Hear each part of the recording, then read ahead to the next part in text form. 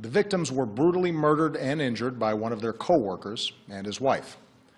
So far, we have no evidence that the killers were directed by a terrorist organization overseas or that they were part of a broader conspiracy here at home. But it is clear that the two of them had gone down the dark path of radicalization, embracing a perverted interpretation of Islam that calls for war against America and the West. As the Internet erases the distance between countries, we see growing efforts by terrorists to poison the minds of people like the Boston Marathon bombers and the San Bernardino killers.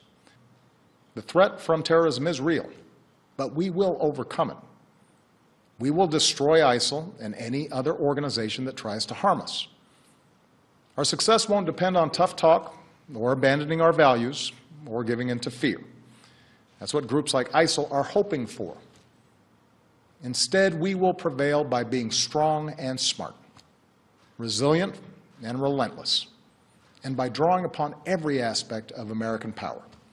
We're working with friends and allies to stop ISIL's operations, to disrupt plots, cut off their financing, and prevent them from recruiting more fighters. Since the attacks in Paris, we've surged intelligence sharing with our European allies. We're working with Turkey to seal its border with Syria. And we are cooperating with Muslim-majority countries and with our Muslim communities here at home to counter the vicious ideology that ISIL promotes online. Congress should act to make sure no one on a no-fly list is able to buy a gun. What could possibly be the argument for allowing a terrorist suspect to buy a semi-automatic weapon? This is a matter of national security. We also need to make it harder for people to buy powerful assault weapons, like the ones that were used in San Bernardino.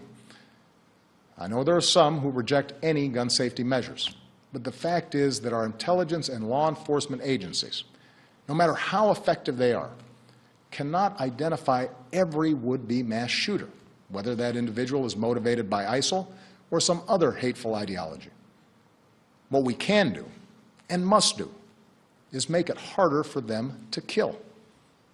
Let me now say a word about what we should not do. We should not be drawn once more into a long and costly ground war in Iraq or Syria.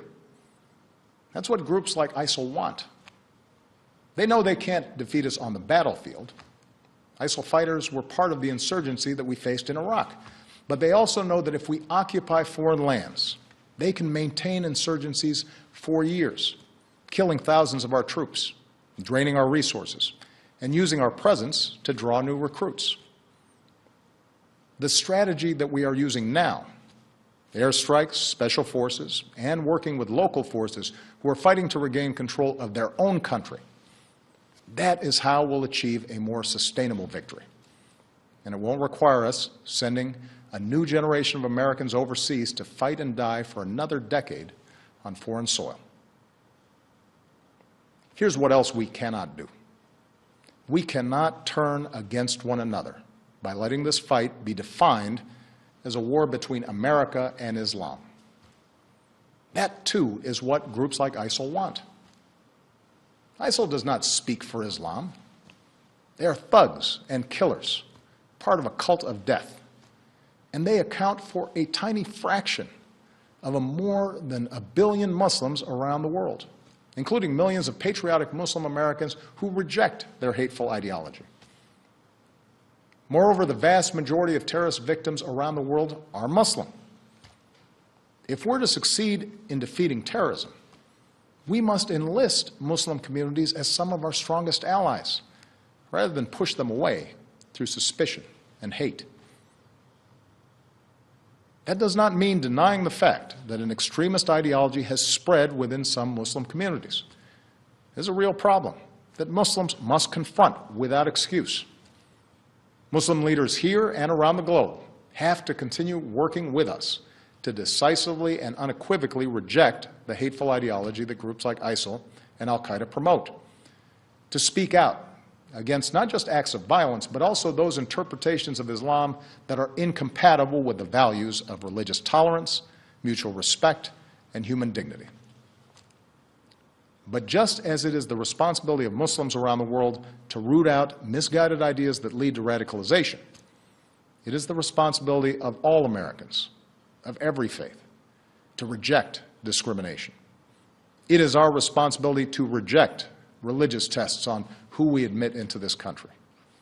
It's our responsibility to reject proposals that Muslim Americans should somehow be treated differently. Because when we travel down that road, we lose. That kind of divisiveness, that betrayal of our values, plays into the hands of groups like ISIL.